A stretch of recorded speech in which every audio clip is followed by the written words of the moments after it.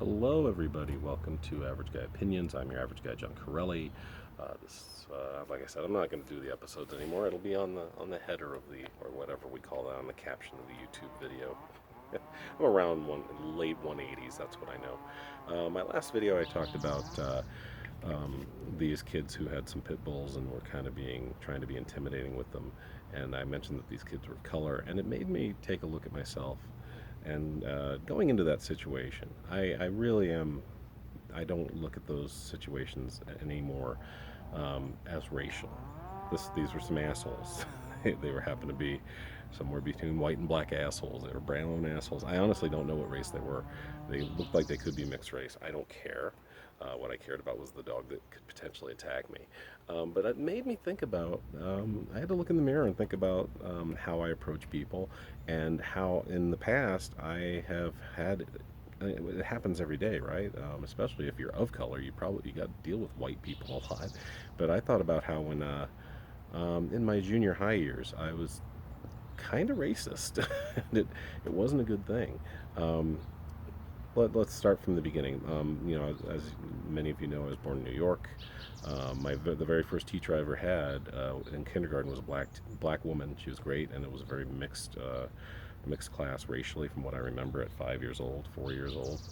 Um, and I started when I was at the tail end of my of being four because I was so smart. I was almost always the youngest person in my class, which is fine. Anyway, so when we moved here, the divorce happened with my parents, and then we got to the suburbs, and everything changed. Everyone's white, and actually in this particular suburb, a decent amount of Latino people. I'm going to call them Hispanic or Mexican because most of these people are of Mexican descent, and that's just when in the 70s and 80s, that's how you describe people. They're like, oh yeah, he's Mexican, and most of the time he was, or she. So but yeah, I wanted to get to my issues with that.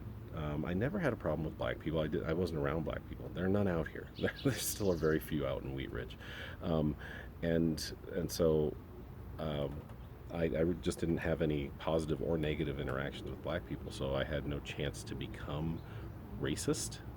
I think that is often what happens to people. They have a negative uh, interaction with a person of a different race, and then all of a sudden that triggers their in my case, my dumbass 13-year-old brain. And yeah, you outgrow that. If you have any sense and any education or any growth, you outgrow that and go, oh, I was being a dumbass. But here's what happened. So back when I was young, we would just, it was the late 70s, we'd go out and just screw around, right? You and your friends would go out and mess around. I had Mexican friends too. That's the irony that I came to realize. Like, one of my friends, his name was Frederick Martinez, and I had my other friends, all the rest of them were white, and we'd go mess around the neighborhood, and we were near Sheridan and 44th, and it wasn't the hood by any means, but we kind of knew that you didn't go east of 44th because that was Denver proper, and as opposed to Wheat Ridge or Mountain View where I lived, and we sometimes we would go over there, and sometimes those kids, and mostly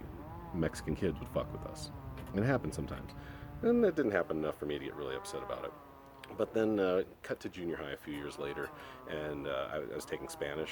I was either in seventh or eighth grade, and we had a teacher at Wheat Ridge Junior High named Mr. Swisher. Some of you may remember him if any of you Jefferson alumnus are looking at this, or alumni, excuse me.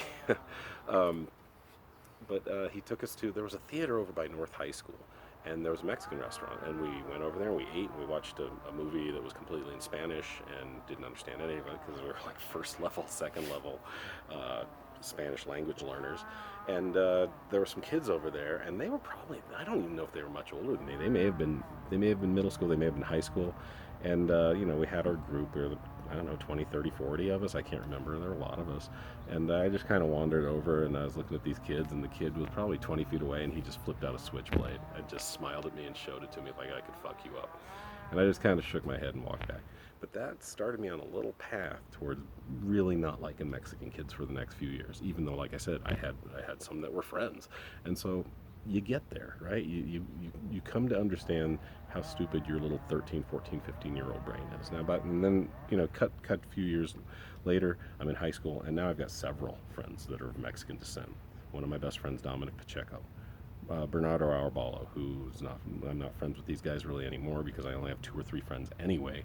But these guys were good friends for definitely high school years and even beyond. Especially Dominic, we consider each other brothers, or did. But that fallout is a story for a different time. But I really wanted to address how these things can happen, but you shouldn't excuse it. This is where, like, those Proud Boy types, they need to look into their hearts and their souls and their minds and go, why do I feel this way about people that are different from me? And thank God I got to live downtown for many years and got to work at the Tivoli, where I met people of every race and met good people from every race and bad people from every race, and understood that it's all an individual thing.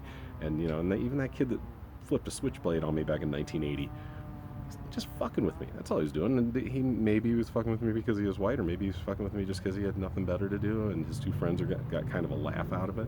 But that was so yeah. So when I say I kind of dabbled, I guess, in racism is the best way to say it. I was like, I really did. I hated Mexican kids for a few years, even though like I said, I had a couple friends that would go, well, you're different than them. And then that's where you realize, when those statements come out of your mouth, how stupid they are, and like I said, as a teenager you kind of get away with it, but by the time you're an adult, you should be realizing that this is a stupid attitude to have about any other race. And one time, and this is embarrassing too, and I've only done it once in my entire life, and I used a racial epithet. These Mexican girls were kind of messing with me. I don't know what their deal was. They're just being assholes. They really were. I wasn't doing shit. I was like sitting in the park, and I was just reading a book, and they go walking by, and they just started talking shit, and I'm like, what? And they kept talking shit. I said, shut up, and they kept talking shit, and I finally said, you're nothing but a fucking spick. And I came to understand how much a racial epithet hurts a person, because they just, you could see it in their bodies. They got quiet. Their posture changed. Their shoulders slumped over, and they just slowly walked away. And I felt horrible. Like 10 seconds later, it felt like the only ammunition I had, and holy shit, did it ever work? But I've never used one since, and I will never use one again, because I was like, wow, okay, I got it. I don't know why those girls kind of wanted to target me. I don't know what the deal was that day. I wasn't doing anything. Maybe they didn't like the way I looked, but I was just like, that was my, like, was like my Hail Mary nuclear bomb to shut them up. And boy, did it work, but boy, did it feel horrible 10 seconds, like I said, after I did it. Never do it again. Yeah, so I don't know. I don't know how I'm going to fill the next 2.5 minutes, except by just saying, get as many different friends as you can to quell any ignorance you have in that area, because not only is it good to just not be that person, it's good to see things from different angles. I'm so glad I get to work in a school where 75% of the kids are kids of color. I just looked at it because I was curious. I know I've quoted how racially integrated my school is before, but yeah, I just looked. It's really close to equal in Hispanic and Black populations. There's I think it's like 34% Hispanic or Latino, and then like 33% Black, and then another 7 to 8% considers themselves mixed or native, and then a quarter of the school is white.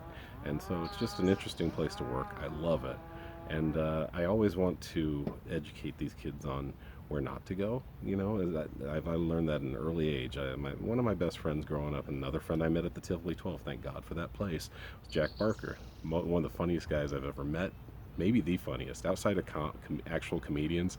He's just the funniest, wittiest, and very smart guy. I love him so much, and I hope he gets to see this. He probably won't, but it's no big deal.